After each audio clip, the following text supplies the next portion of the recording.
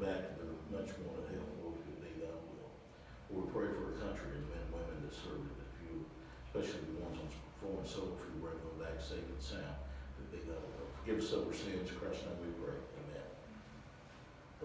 So with us today on our panel, we have Mr. Tim McGill, Livingston Regional Hospital, Mr. Scott Stevens, Overton County Health and Rehab, Ms. Ann Stamps is here with us for behavior management. I'm sorry, the name of your company is? Volunteer Behavior Healthcare. And Mr. Andy Langford from Overton County Health Department, along with Ms. Megan Reeder. And we will get it kicked off first with Mr. Andy Langford from the Overton County Health Department. Andy.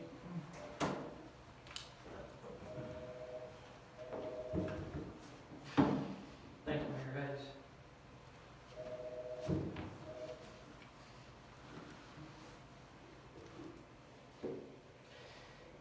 Today is December 7th. What I like to do today is what we usually do here at our monthly press conference. I'm going to give an update on our cases and where we think we are across the Overton County. And then I'm going to touch on vaccine. There's a lot out there now that you've been probably hearing in the media concerning the COVID vaccine. This is a quick changing, ongoing, daily changing event that as we get more and more information on, we're going to be keeping the public in the loop on this. So I'll touch on a few things with that. First of all, when we were on November 6th, we had 1,316 cases in Overton County, and we had 26 people die of the COVID vaccine. 1 month later, December 6, 2020, we're now at 1,599 cases in Overton County with 37 deaths. So that gives us about 283 cases over the last month, where we've suffered 11 deaths also over this period due to COVID-19.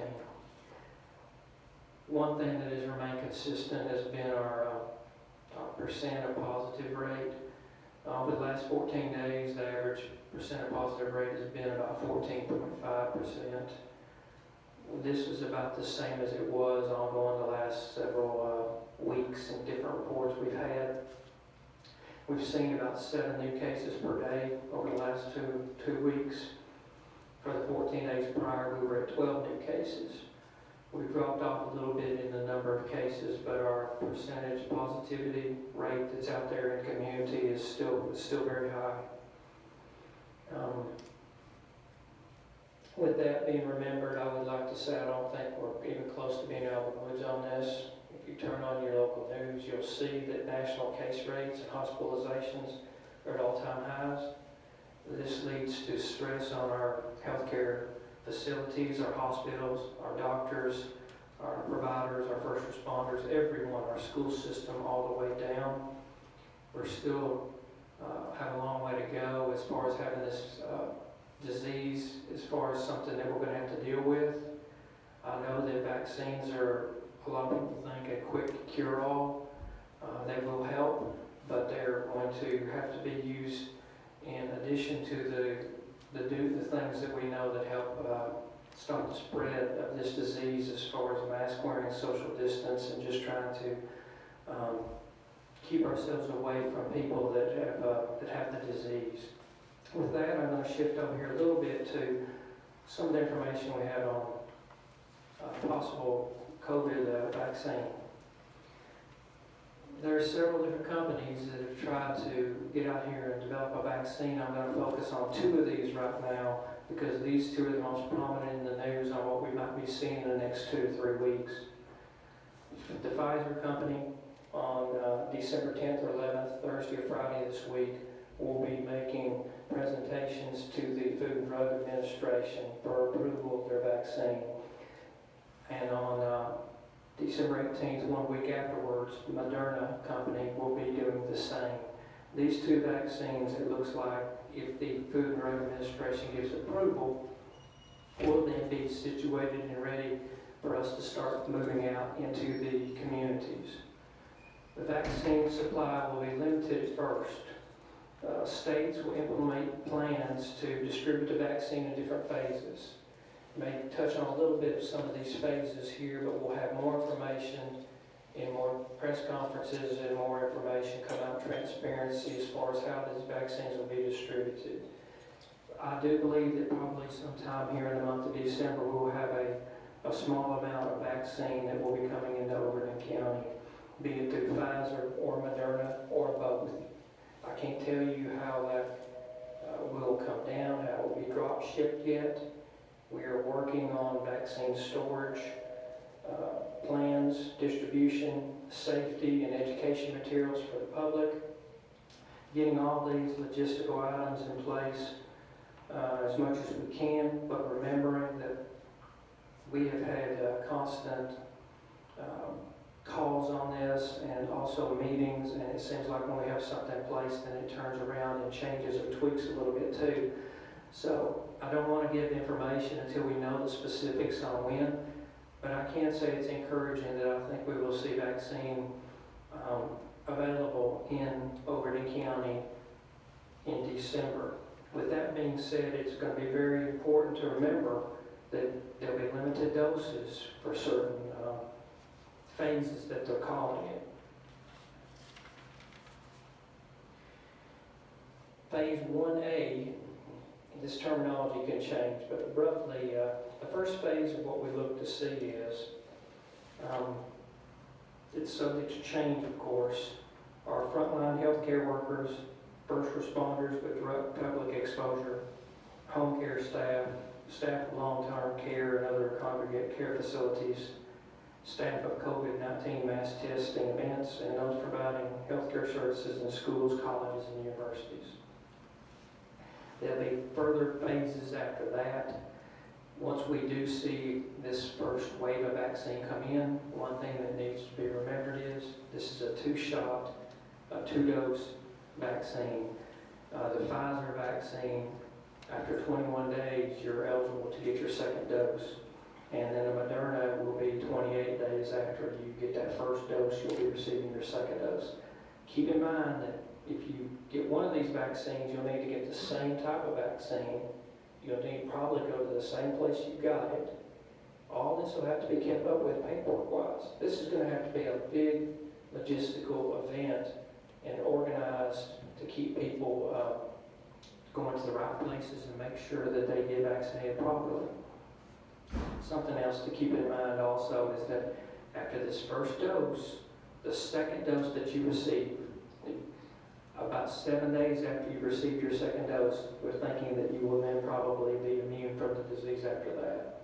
So you're looking at 28 to 35 days approximately after you've had your first dose, you will be immune. Once again, this is something new. It's never been tried before. What we hope to do in the future is when we have more information on the vaccines, we'll have our healthcare staff, Megan Reeder, I know the hospital will probably have some information on it as well with their healthcare providers and other local leaders to discuss a little bit more about the vaccine itself, any side effects that it might have, because we want to be completely transparent about this. We want people to realize this is a safe vaccine, but there may be side effects. If a person gets a flu shot, you may have a side effect from a flu shot. You may have a little bit of a sore arm. We're going to get into these type of things and educate the community when we have more information on that. And when we do have it here for more mass of getting the vaccine. A couple things I can tell you now. I've already tested positive for the COVID-19 vaccine, possibly. COVID-19, I've already had it. Someone might ask me, do I need to get the vaccine? Yes, you do. Yes, you do. You may not have enough antibodies in you. The more people who take this vaccine, it's going to bring a quicker end to this pandemic. That's why we really need to be pushing and educating and trying to get the word out about the safety of this vaccine and letting people realize that the more people that get involved and help us take this vaccine, the quicker we're going to be able to get through this and move back to some normalcy, which is what we all want.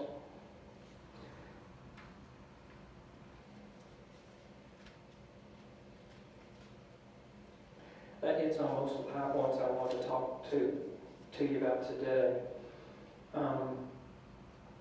The doses, remember, it's a 2-shot dose.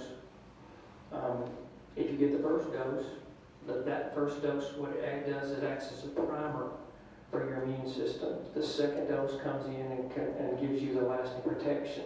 So we're going to need to make sure that if you get that first dose, you get that second dose as well, because then that just ensures that the vaccine is going to work more.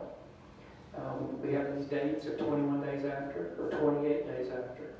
You might say, what if I'm on day 19 after my first dose? Should I get it then? No, you need to wait till after 21 days. Well, what if it's the 23rd day? We don't have guidelines yet on how far we can go, but it's better to go ahead and give someone a vaccine than not get it. I mean, we're not sitting here saying it has to happen on day 21, but we'll be working from those guidelines and presenting more information. You'll get your second dose probably at the same place where you got your first dose. We'll be providing some type of paperwork, vaccine cards for you to have to follow up on that.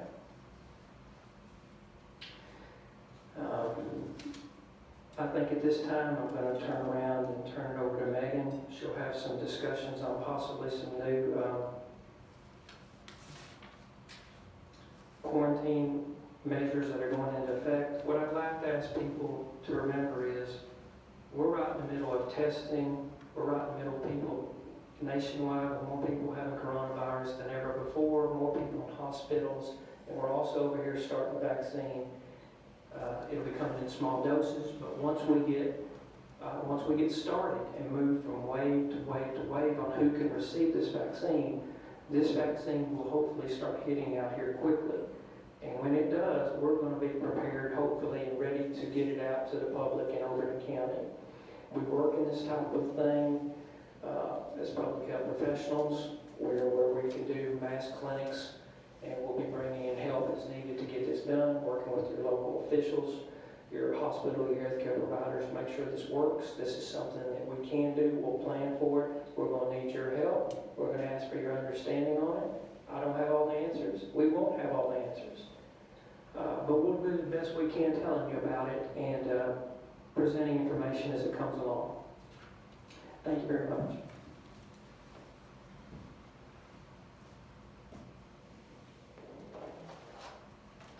Hello, thank you. Okay, so what I wanted to talk to you about today was the CDC has recently adjusted some of their quarantine guidelines. The actual incubation period for the virus has not changed. It is still 14 days, but the CDC, with lots of research, was noticing that from day 10 to 14, the actual amount of people that tested positive after that point was a very low percentage. So in a way to take some economic burden off of our society, they decided that they could adapt some new guidelines. And so CDC put that into place, in about 24, 48 hours, and the state had updated their policies to match as well. So I just kind of wanted to explain that to everybody, that the incubation period is still 14 days, but here are some measures you can take to kind of shorten the quarantine guidelines. Now, I want you to know that isolation for a positive case has not changed at all. That is still the same. We're talking about the quarantine guidance for a contact to a positive case. So what that is it is saying that after day 10, it's less likely for a person to become contagious or infected with the disease. So they have shortened that if you want to remain isolated for, or remain quarantined for 10 days, that on day 11, you can then come out of quarantine with the stipulation that you are asymptomatic, okay? So you can't have any sort of symptoms whatsoever. But we still recommend, and school systems may require, for you to wear a mask from day 10 to that day 14, okay? So that's going to be up to the individual school systems and their policies, because in the guidance for CDC and the state, it does state that to shorten this is the requiring of a face covering, okay? So that's kind of one of the terms. If you want to do the shorter duration, you've got to follow the mask wearing, okay? Because there is still potentially that chance that you could become infected and spread it to others. So we don't want to shorten this and not wear a mask and then make a higher burden on our community. And then the other thing involves testing. So after day 5. So if a person wanted to go get a test on day 6, they could. If they're negative, then after day 7, they could come out. So they have to stay in quarantine 7 days. They cannot get their test on day 5 or before. It has to be on day 6 or after, okay? So to come out on days, really day 8, to require 7 days in there, you have to have had a negative PCR antigen test. Now, an antibody test is not going to work for you because that just tells you whether you've had the illness or not. It doesn't tell us about a current situation, okay? So antibody test is something completely different, so this has to be a PCR or an antigen test. And I would prefer actually a PCR test because an antigen test, well, technically we know they're more accurate when a person is symptomatic. Well, if you're symptomatic, then that, number one, knocks you out of coming out of quarantine early, because that's the whole point, is the person is asymptomatic, and so we're hoping that they are not going to contract the illness and spread that. So that was just some things I wanted to know. I know a lot of people in the community reached out to me like over the weekend, things like that, confused. So that is what it is. Incubation time has not changed, but it can be lessened to day 10 if no symptoms, still wear a mask, or after day 7 if you've had a negative test on day 6 or after, there again you still have to wear the mask. So, do y'all have any questions for me? All right, thank you. Thank you, Ms. Megan. Thank you, Andy, for always a great report today. Also, I just want to report that Dr. Winningham, which is not going to be able to be here due that he is being quarantined at this time. He did send some information, said if you don't mind, we mentioned that we will be following the new CDC and Department of Health guidelines that have been put out this week to the school system. So that's his message from Dr. Mark Winningham. Again, he's being quarantined and unable to be at this press conference at this time. So next we will call Mr. Scott Stevens up, Overton County Health and Rehab Center. Scott. Thank you, Mayor. Good afternoon, everybody. I'm Scott, operations with Overton County Health and Rehab. Not a lot that's changed for us at Overton County Health and Rehab since the last month's press conference meeting. We're still doing the twice-a-week testing for all the staff members due to our high positivity rate at Overton County, so that continues the same. Some highlights: we have all of our residents tested and negative, so we don't have any positive resident cases in our house right now. And for those folks that have residents with us, we are continuing to offer the window visits and the video visits. We just ask that you call us at 823-6403 to set that up so that we can make sure that it fits within your resident's schedule for the day. Looking forward to some new things for Overton County Health and Rehab. If you go up Overy Street, you notice the construction's coming along nice for our new rehab center, and we're hoping for a spring 2021 opening of that. And we are hiring in all departments right now, so if anybody would like to get in and become a frontline worker at Overton County Health and Rehab, come by and talk to us or give us a call. We appreciate your time. Thank you, guys. Any questions from the press? All right. Thank you, Scott. Next we have Miss Ann Stamps with Behavior Management. Thank you, Mayor Hayes. So I'll follow up just like Scott and say there hasn't been a lot that's changed at our facility either. All of our services are currently being provided over the telephone. That includes medication management, therapy and care coordination. For a first-time appointment, someone can call 1-877-567-6051. Crisis services are still available at 1-800-704-2651. Youth Villages crisis services for folks that are 18 years old or younger, 866-791-9223. Want to remind everybody about the Suicide Prevention Lifeline at 1-800-273-6255. I also wanted to take just a minute today and just talk a little bit about stress and depression. Typically, the holiday season can bring on a additional stress and depression due to a variety of things, family events, economic issues, etc. With COVID and the other barriers and challenges that we've had, I'm a little more concerned about stress and depression this year. So I just want to say that stress affects everybody, and more times than not, a lot of us will feel depressed. It's usually temporary. It's just kind of like a blah feeling. But if you notice that your mood is persistently sad, or you're highly anxious, you're feeling overwhelmed, you're having a difficult time sleeping, your appetite has changed, there's a change in your ability to concentrate or your memory, reach out to your primary care doctor, reach out to your pastor, to a friend, call the crisis center, call our office, but please try to talk to somebody because there is help available out there. And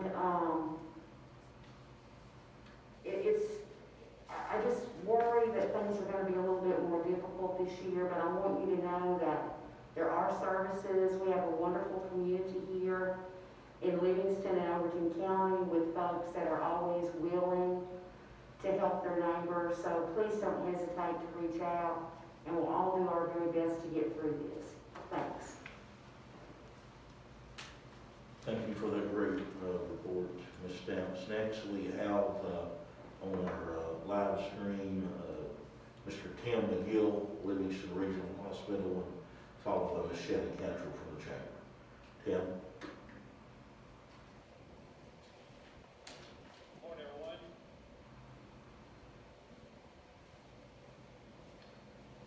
Good morning. With our community positivity rate over around 14% currently, we continue to maintain this through in our hospital. Are things for us to do, but I think it's necessary, continue to be necessary to prevent further spread in our community. Our hospital's doing okay. Rise in COVID inpatient cases at accelerates steadily since August. We take care of up to 50 COVID inpatients in isolation. That's where the rest of our hospital at this time. We're getting ready to add 3 more isolation rooms to be prepared, particularly right now as Nashville hospitals are at capacity. Vanderbilt is not accepting any transfers currently. So we're also preparing for an increase in COVID inpatient care since we are approximately over 10 days out from Thanksgiving holidays, because as was widely predicted, COVID cases would increase due to family gatherings and groups while celebrating the holidays.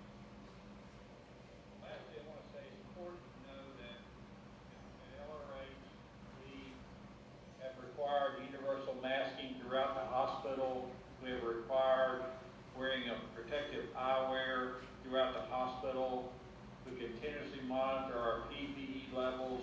They are currently at good levels to take care of our patients. Our goal is for employees never have to search for PPE that is readily available. Lastly, it's Christmas, time to celebrate again. I encourage everyone to continue to do things like wearing masks outside of your business, your home, practice social distancing, celebrate in small groups.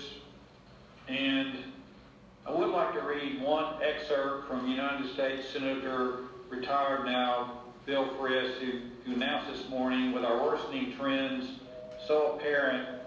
This is Dr. Frist quoting, "I urge my Governor Bill Lee and governors nationwide to implement a statewide mask mandate." This is the key comment I want to leave you with. Until we have a vaccine and a stronger FDA-approved arsenal of COVID-19 treatments, the individual act of wearing a mask is our best defense. It will save lives, and it's the fastest way to get people back to work and our economy back on its feet. I wholeheartedly endorse his comment here, And I encourage everyone to follow his lead and wearing masks, because it's the one best way we can do something individually to predict and lower the risk of spread in our community. Could I answer any questions at this time? Does anybody have any questions? Yeah. There's no questions this time, Tim. Thank you. Thank you, Mayor.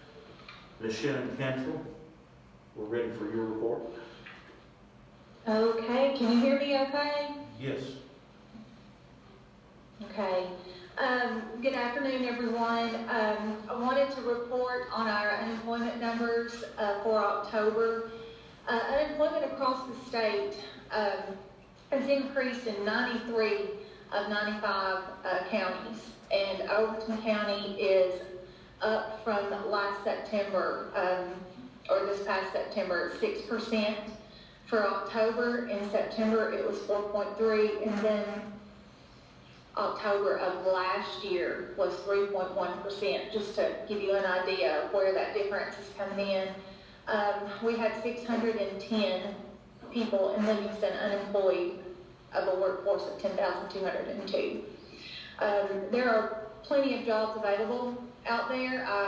On a regular basis, I have companies calling me, letting me know that they are looking for employees. So check with jobs4tn.gov if you are looking for a job. Also check with indeed.com. The majority of the jobs in Tennessee and in Livingston are posted on those two websites. Or if you need some help, give the chamber a call. I'm happy to help however I can. The number here is 823-6421. Also, I wanted to talk a little bit about our sales tax. I think I probably mentioned October's numbers in our last press conference, but just as a reminder, they were up in October, again, 27.2%. So I have spoke with many of our small businesses over the last couple of weeks, and they are reporting increased numbers for November, especially because of Black Friday and some of the sales they've had going on. Holiday shopping is definitely going well in Overton County so far, and the small businesses are very happy about that. So we want to thank you again for shopping local, and we urge you to continue to do so, especially during this holiday season. Our small businesses depend on all of you. Thank y'all. Okay, thank you, Shannon. Was you able to hear me okay through this? Can you hear me? Yes? Okay. Yes. Thank you. So, as far as the city of Livingston, our offices are still closed at this time. Not for sure exactly when we're going to open them up, although our numbers are not as strong as they have been as far as active cases. In this office, we are just an employee or two away from having to completely shut down the office here at City Hall. So with that, I had decided to close the office down. We're still working half staff as far as our maintenance folks out in the field. We will continue to do that. I'm encouraged that listening to Andy and Megan, that a vaccine is certainly on the way. So we just want to make sure that our employees are safe and make sure that we are safe when we're conducting business with the general public. In November, the City Council passed a proclamation that says, whereas COVID-19 is a respiratory disease that can result in serious illness or death by this virus, which is a new strain of coronavirus previously unidentified in humans and which can spread from one person to a person. Whereas health authorities, including Centers for Disease Control, the Surgeon General of the United States, the State of Tennessee Department of Health, Upper Cumberland Medical Association, as well as the town of Livingston, local physicians and medical community has recommended the use of masks and or face coverings as a means of preventing this spread of COVID-19. Whereas President Donald Trump's coronavirus task force, led by Vice President Pence and State of Tennessee Governor Bill Lee, also recommends a wearing of masks to prevent the spread of COVID-19. Whereas wearing a mask has been shown to decrease the risk of spreading this deadly COVID-19 virus. And whereas November 2nd, 2020, the deadly virus has taken the lives of 25 citizens of Overton County, that now that's up to 37, is that correct, Andy? Now that's up to 37 again. This was in November 2nd, 2020, the City Council did this. As where 3,341 citizens of the state of Tennessee and over 230,000 United States. And whereas the town of Livingston, Tennessee, in order to honor the lives of Livingston citizen Dr. Diane Sadler and other friends, neighbors, and citizens that have lost their lives due to this potential deadly disease, and to prevent the spread of same, strongly encourage Overton County school system, local churches, organizations, businesses, and all citizens to wear a mask and/or face covering when in public and in group settings, practice social distance, and washing hands. Now therefore it be hereby proclaimed by the Board of Mayor and Aldermen of the town of Livingston that Overton County school system and all local churches, organizations, business, and citizens are strongly encouraged to wear a mask or face coverings in all public group settings, practice social distance, washing hands in order to help prevent the spread of COVID-19. I want to thank everybody again for coming out. Ben Danner also has the same message. He was unable to be here today, but although our numbers are down, his words was, although the numbers are down, that doesn't mean we need to take the foot off the gas and wearing masks and social distancing so we can get back to some kind of normalcy. With us also today is, to my right, Ms. Kim England of Cumberland Development District. I think she is the coronavirus coordinator. And would you like to say something, Ms. England?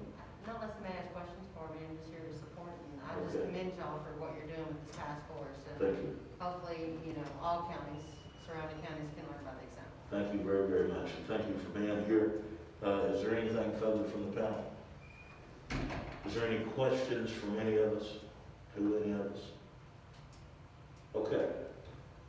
If not, we will be adjourned. God bless the United States. God bless Overton County. Thank you.